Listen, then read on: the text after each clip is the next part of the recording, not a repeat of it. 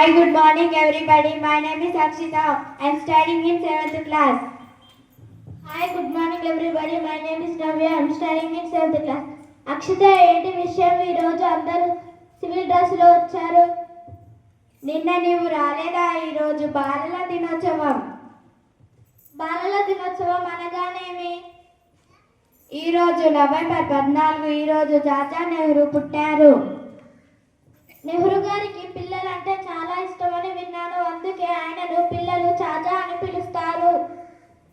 అవును, నీవు నిజమే చెప్పావు. అందుకే ఆయన పుట్టినరోజు సందర్భంగా మనం బాలల దినోత్సవం జరుపుకుంటాం. ఈరోజు పాఠశాలలో ఏమేమి చేస్తారు?